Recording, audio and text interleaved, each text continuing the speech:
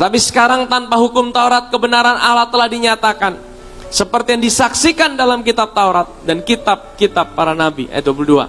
Yaitu kebenaran Allah, ya. Kita dibenarkan oleh karena apa? Iman dalam Yesus Kristus bagi semua orang yang percaya. Jadi bukan hanya untuk orang Israel saja. Bagi semua orang yang percaya, saudara dijadikan orang benar oleh karena engkau mempercayai Yesus dan karyanya 2000 tahun yang lalu. Titik, itu saja. Kalau Tuhan kasih standar hukum Taurat sudah dibenarkan, tidak ada seorang pun yang bisa benar. Bayangkan satu aturan saja dilanggar, apalagi 613 aturan. Justru karena Tuhan tahu manusia tidak mampu, makanya Tuhan kasih namanya kasih karunia. Tapi seringkali manusia tidak tahu bahwa dia tidak mampu. Makanya Tuhan izinkan yang namanya proses dalam hidup ini.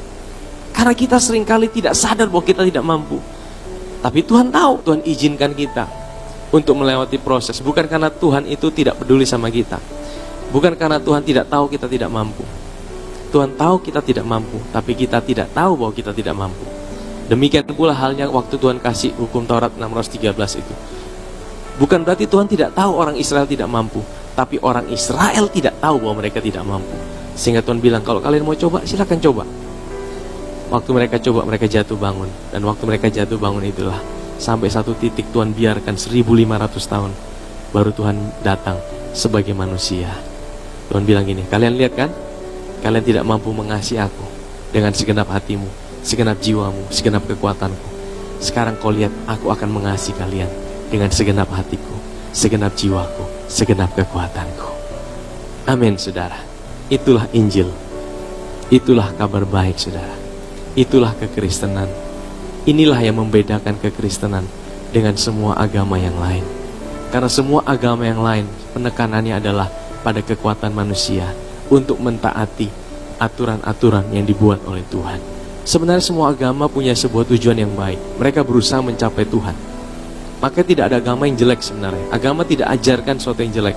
Karena agama selalu mengajarkan manusia bahwa ada Tuhan. Tapi sudah tahu, kekristenan itu bukan sekedar agama. Kekristenan itu adalah bagaimana Tuhan yang datang dari jadi manusia. Dan dia menyatakan diri. Ini loh, kalau kalian mau kenal siapa Bapa itu, lihatlah aku. Karena semua orang telah berbuat dosa dan telah kehilangan kemuliaan Allah. Dan oleh kasih karunia telah dibenarkan dengan cuma-cuma karena penebusan dalam Kristus Yesus. Kristus Yesus telah ditentukan Allah menjadi jalan pendamaian karena iman dalam darahnya. Hal ini dibuatnya untuk menunjukkan keadilannya. Karena ia telah membiarkan dosa-dosa yang telah terjadi dahulu pada masa kesabarannya. Jadi 1500 tahun itu masa kesabarannya, saudara. Supaya apa? Supaya manusia sadar bahwa mereka tidak bisa hidup tanpa Tuhan. Maksudnya ialah untuk menunjukkan keadilannya pada masa ini, supaya nyata bahwa ia benar dan juga membenarkan orang yang percaya kepada Yesus. Saya juga merasa bahwa hari-hari ini adalah saatnya orang-orang mulai sadar bahwa mereka tidak bisa hidup tanpa Tuhan. Kenapa Tuhan izinkan goncangan terjadi, masalah terjadi, tantangan terjadi, untuk membuat semua mulut tersumbat. Semua orang yang pintar-pintar akhirnya tidak bisa menyombongkan diri. Akhirnya mereka harus akui bahwa di atas segala kepandaian mereka ada Tuhan. Amin, saudara. Pada akhirnya orang akan berkata, aku tidak mampu Tuhan, aku perlu Tuhan dalam hidup ini. Roma pasal 7. Apakah kamu tidak tahu, saudara-saudara, sebab aku bicara kepada mereka yang mengetahui hukum. Hukum berkuasa atas seorang selama orang itu hidup. Sebab seorang istri terikat oleh hukum pada suaminya selama suaminya itu hidup. Akan tapi apabila suaminya itu mati, bebaslah ia dari hukum yang mengikatnya kepada suaminya itu. Ini sering dipakai sebagai gambaran pernikahan, ya. Tapi Paulus sebenarnya tidak cerita tentang pernikahan sebenarnya. Dia cerita tentang hukum Taurat. Jadi sudah tahu, ini gambaran yang indah, ya. Pernikahan tapi juga menggambarkan hubungan kita dengan Tuhan. Jadi selama suaminya hidup, ia dianggap berzina kalau ia menjadi istri laki-laki lain. Tapi jika suaminya telah mati, ia bebas dari hukum, sehingga ia bukanlah berzina kalau ia menjadi istri laki-laki lain. Ayat yang keempat. Sebab itu, saudara-saudaraku, kamu juga telah mati bagi hukum Taurat oleh tubuh Tubuh Kristus, supaya kamu menjadi milik orang lain, yaitu milik Dia yang telah dibangkitkan dari antara orang mati, agar kita berbuah bagi Allah. Saudara, ini ada sebuah gambaran yang indah gini, saudara. Ya, Tuhan hukum Taurat itu sama seperti seorang suami. Suami yang sempurna. Suami yang sempurna ini, dia menuntut istrinya harus sempurna sama seperti dia. Nah, kemudian dia dengar, wih, itu ada pria lain, dia juga sempurna, tapi saya dengar dia tidak menuntut pasangannya. Dia mulai jatuh hati dengan pria lain itu. Tapi masalahnya apa? Ada aturannya. Selama dia masih menikah, suaminya masih hidup, dia tidak boleh menikah lagi. Kalau dia menikah lagi dianggap berselingkuh dan berzina. Akhirnya menurut aturan harus mati.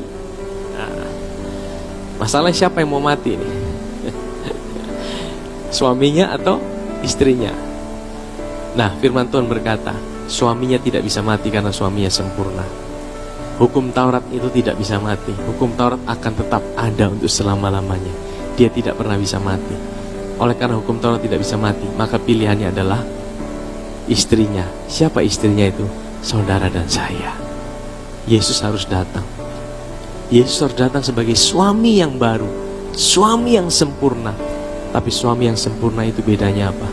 Dia tidak menuntut saudara, tapi dia turun sampai ke level saudara. Itulah keindahannya Injil, saudara. Itulah keindahannya Tuhan.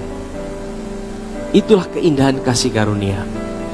Kasih karunia tidak pernah memaksa saudara naik ke levelnya dia. Tapi kasih karunia itu akan turun sampai ke titik terendah dalam hidup saudara. Dan dia akan ada di situ. Dan kalau dia ada di situ, dia bukan akan buat engkau tinggal di situ, tapi dia akan bawa engkau naik bersama-sama dia. Amin, saudara. Itulah keindahannya Tuhan. Itulah yang Boas lakukan buat Rut. Itulah yang Boas lakukan buat Rut. Bukankah seperti itu?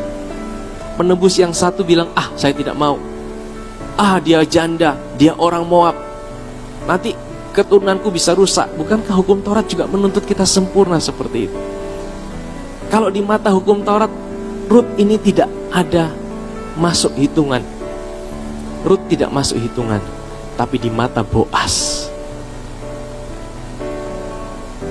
saya percaya mungkin dari kekayaan, dua-duanya kaya. Boas dan penebus satu punya kemampuan secara finansial. Tapi Boas lebih sempurna. Boas itu terkenal, dia bisa panggil, duduk sini. Ini gambaran Yesus kita. Hukum Taurat itu di bawah Yesus. Tapi Yesus tidak pernah menuntut engkau jadi sempurna sama seperti dia. Kan Yesus pernah bilang, "Ndaklah engkau sempurna sama seperti Bapamu di sorga adalah sempurna." Yes, memang Yesus bilang gitu. Tapi pada waktu dia bilang gitu, dia sedang menggenapi, dia sedang menaikkan standar hukum Taurat, supaya semua mulut tersumbat. Dan tidak ada orang yang bisa membanggakan dirinya bahwa aku bisa sempurna dengan kekuatanku menjadi sama seperti Tuhan. Tahukah saudara, hari ini sama seperti Boas menikahi Rut, identitas Rut berubah.